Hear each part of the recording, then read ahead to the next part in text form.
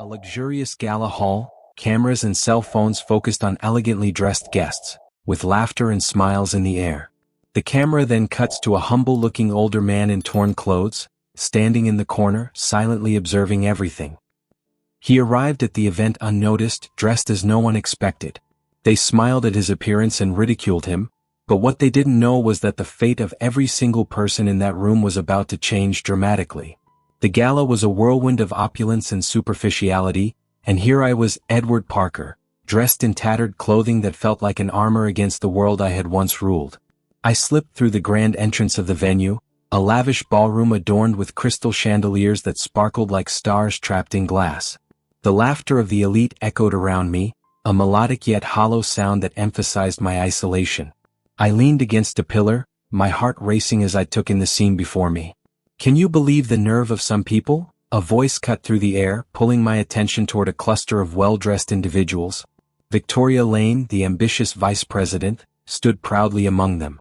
Her perfectly manicured nails gestured dismissively towards me. "What's he doing here? Doesn't he know this isn't a homeless shelter?" James Doyle, the arrogant heir to the company, snickered in response.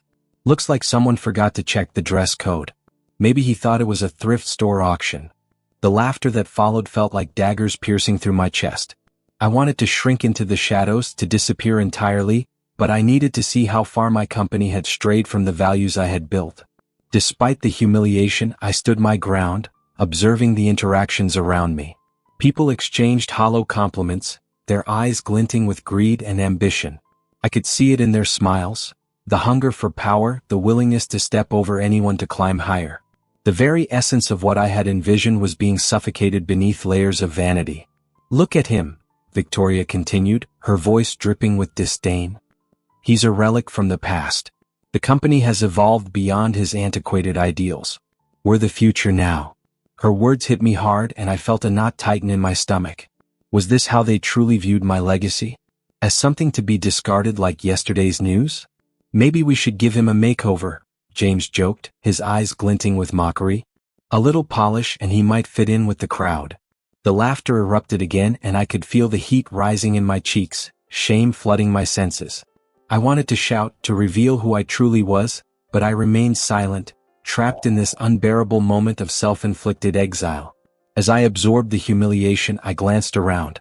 The people I had once called partners and innovators had turned into caricatures of their former selves. My heart ached for the company that had thrived on integrity and creativity, now reduced to a stage for ego-driven performances. I stepped back, needing to clear my mind. I found a quiet corner, watching the festivities unfold. Victoria and James continued their banter, oblivious to the damage they were inflicting on the company's soul. Their laughter rang hollow, and I realized that I could no longer stand by and watch. This was not the legacy I had envisioned, not the company I had built from the ground up. With a deep breath, I made a decision. I would confront the reality of what my company had become. The laughter, the mockery, the superficiality, it all needed to change. It was time to reclaim what was rightfully mine, to remind them that the values of integrity, innovation, and respect were the true pillars of success. As the night wore on, I could feel a fire igniting within me. The gala had been a painful reminder of what I had lost, but it was also a catalyst for the change that was necessary. I would not let my company fall into the hands of those who valued ambition over character. I would rise from the shadows of my tattered existence and confront the very essence of what made my company great. "Tomorrow," I whispered to myself, "I will reveal who I am." I glanced once more at Victoria and James, still reveling in their perceived power, unaware that the true reckoning was just on the horizon. My heart raced in anticipation of what was to come, knowing that change was not just necessary but inevitable. The morning sun filtered through the glass windows of the company headquarters, casting elongated shadows across the polished marble floor. I could hear the hushed whispers echoing through the halls, a symphony of shock and disbelief rippling through the ranks of the executives. I had made my decision. Today I would reclaim my legacy. As I prepared for the emergency meeting, a surge of nostalgia washed over me. I had poured my heart and soul into this company, driven by a vision of innovation and integrity. Now, it was hard to recognize the entity that had grown from my dreams, transformed into a showcase of ego and ambition. I dressed sharply, a crisp navy suit that contrasted sharply with the ragged attire I had worn to the gala. I needed to present myself as the leader they had forgotten, a force of nature that they could no longer dismiss. I stepped into the conference room, where the air was thick with tension. Executives shuffled uncomfortably in their seats, their eyes darting nervously toward the door. Victoria sat at the head of the table, her confident demeanor crumbling beneath the weight of uncertainty. James leaned back in his chair, arms crossed defiantly, a smirk plastered on his face even as the reality of my presence began to dawn on him. "Good morning, everyone," I began, my voice steady, cutting through the anxious murmurs. Each word seemed to hang in the air, heavy with implication. "I believe we have much to discuss." The silence was deafening.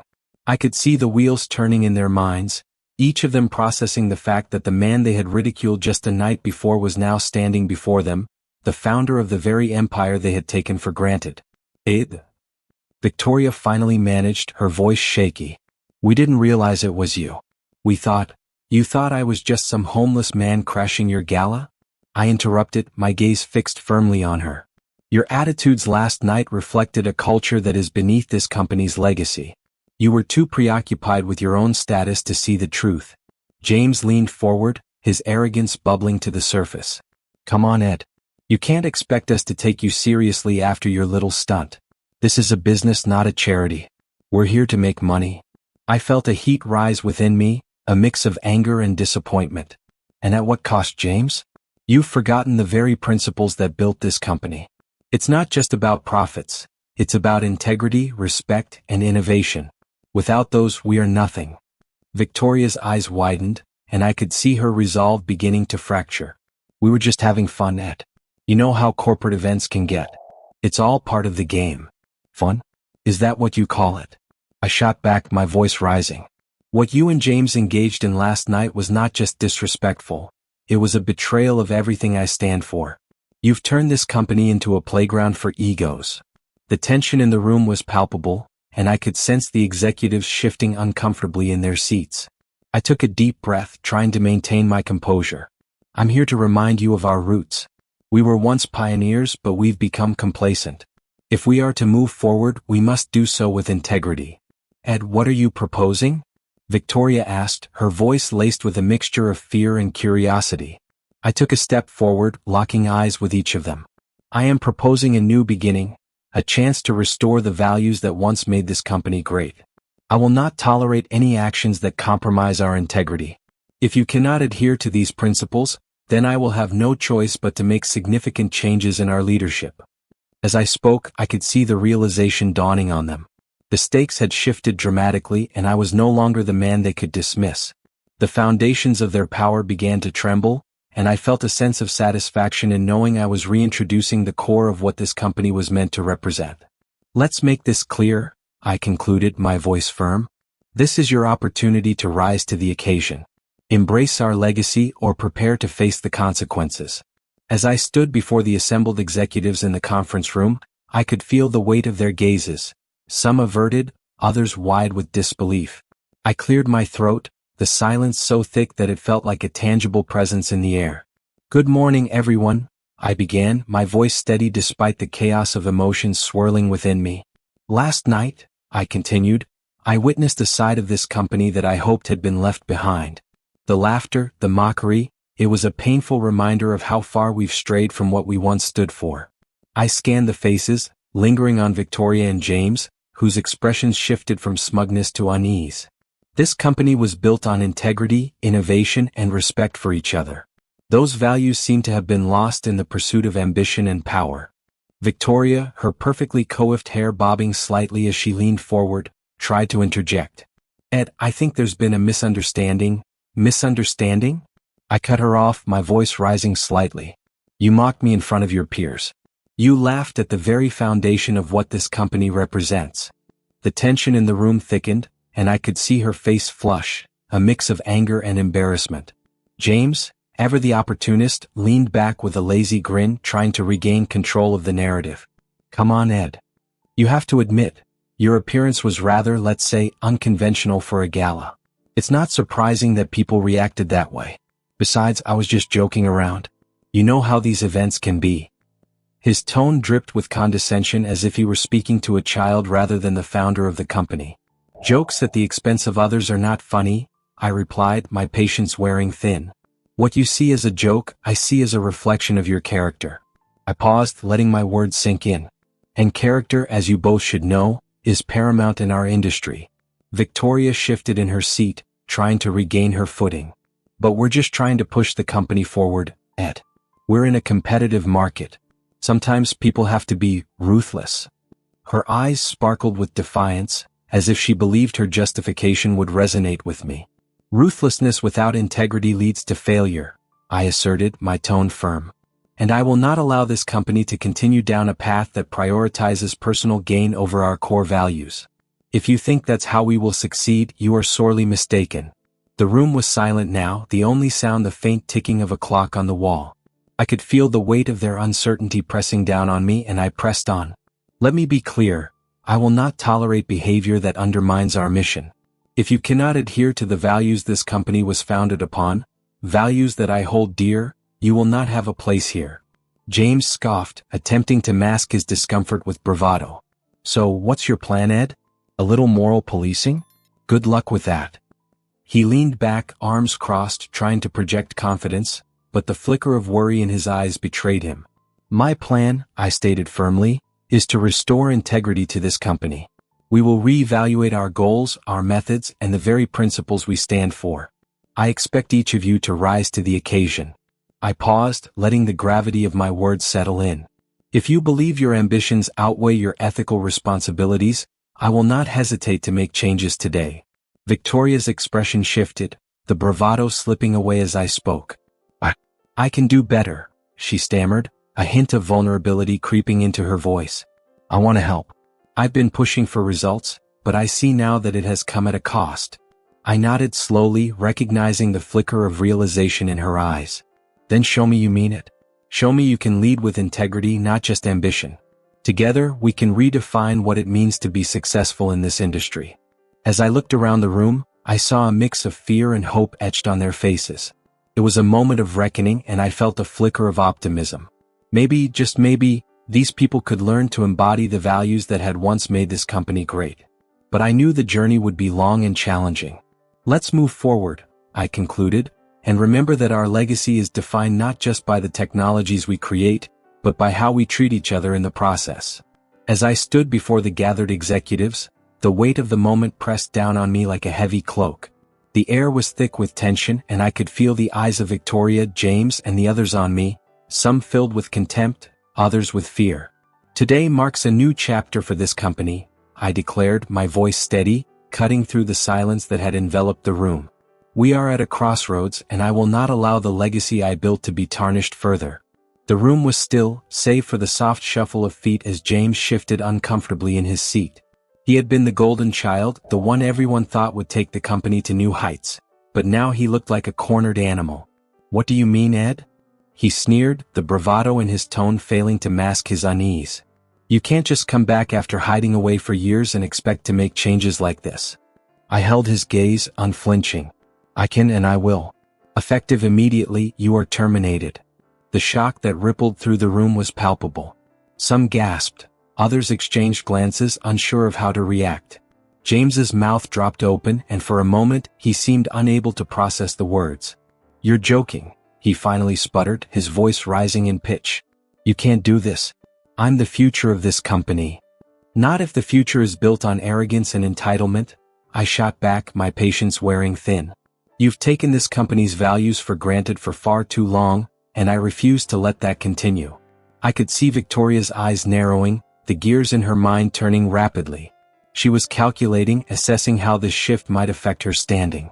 "Ed, wait," she interjected, her voice smooth but laced with urgency. "This isn't the way to handle this. We can work together, you and I. I know I've made mistakes, but I have visions for this company, visions that could lead us further astray," I interrupted, my tone firm. "This is not about you, Victoria. This is about restoring integrity and purpose. You'll have your chance, but first I need to clean house." James stood, fists clenched at his sides, a mix of rage and disbelief on his face.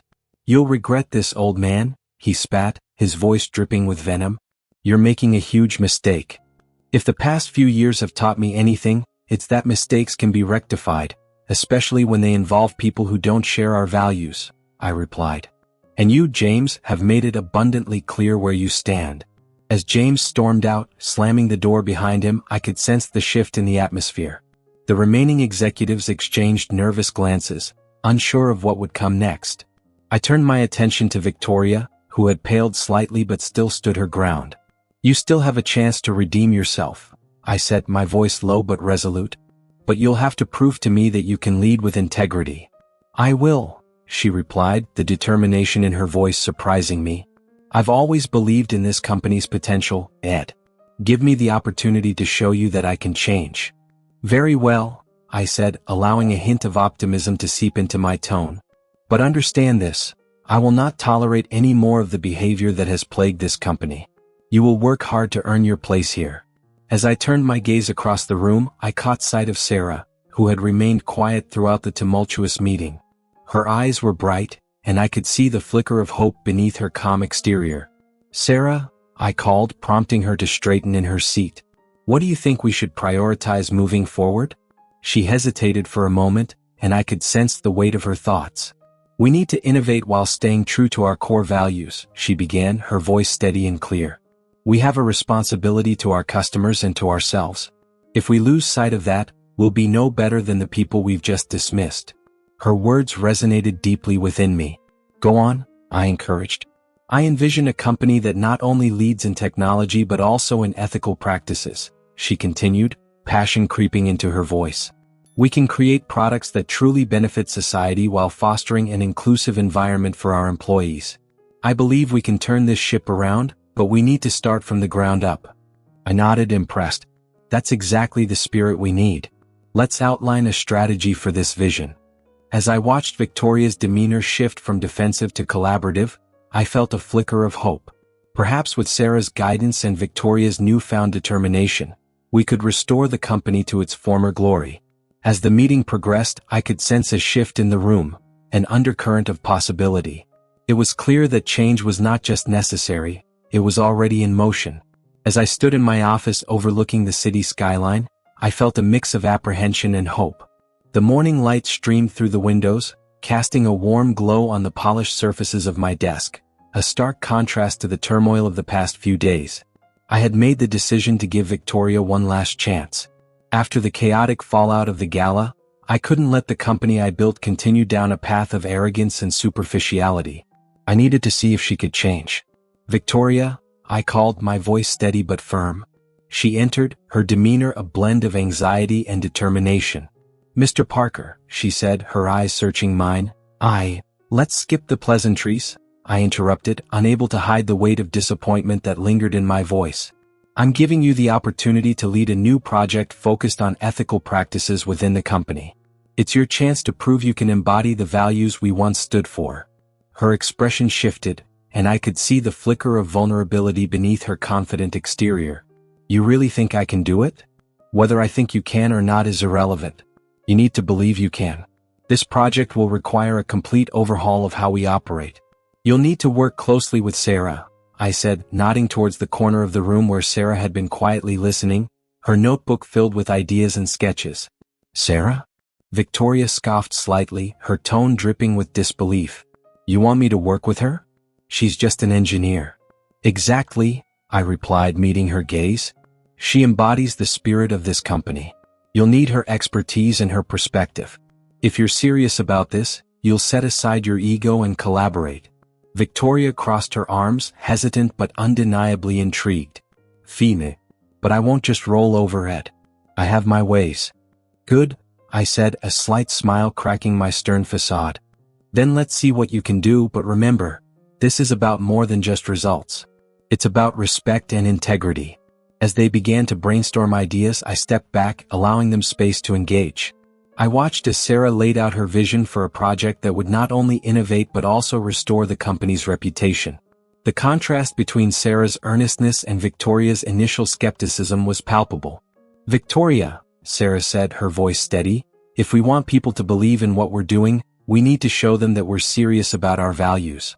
We can implement transparency in our processes and create open forums for feedback.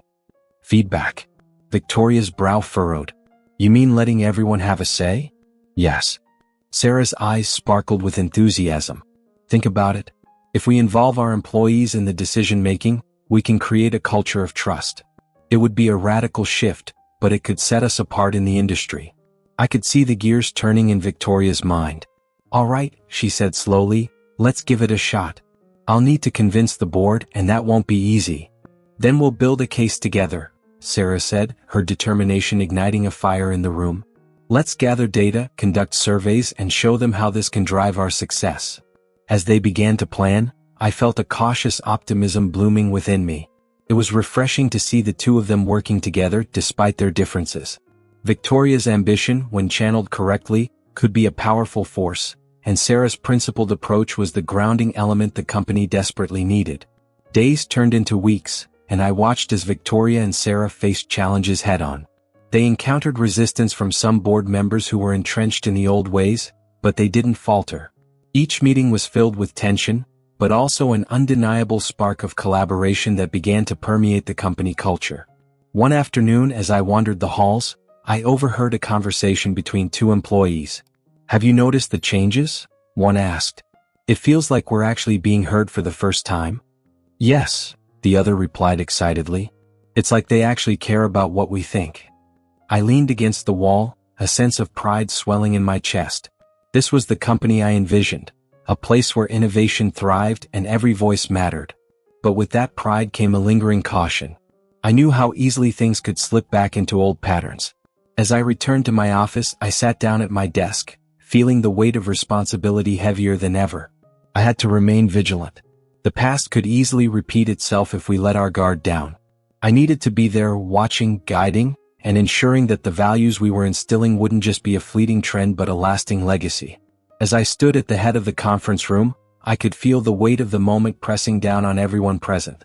The vibrant chatter that usually filled this space had evaporated, replaced by an eerie silence. My eyes scanned the faces of the executives, lingering on Victoria and the now-fallen James. They wore expressions that mixed disbelief with the dawning realization of their impending accountability. I took a deep breath, knowing the significance of the words I was about to say. Thank you all for gathering on such short notice, I began, my voice steady but firm. We need to address the elephant in the room, James's recent actions and the profound impact they've had on our company's integrity.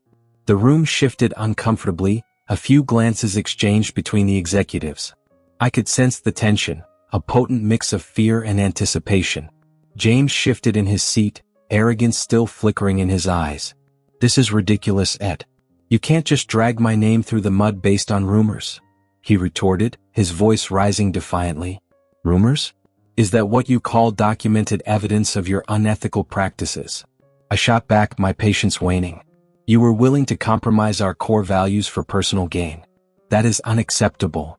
I could see the color draining from his face, a mix of anger and desperation swirling beneath the surface. Victoria, seated next to him, leaned forward, attempting to regain control of the narrative.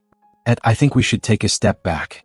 This could be a misunderstanding, a misrepresentation of facts, she suggested, her voice a careful balance of concern and self-preservation.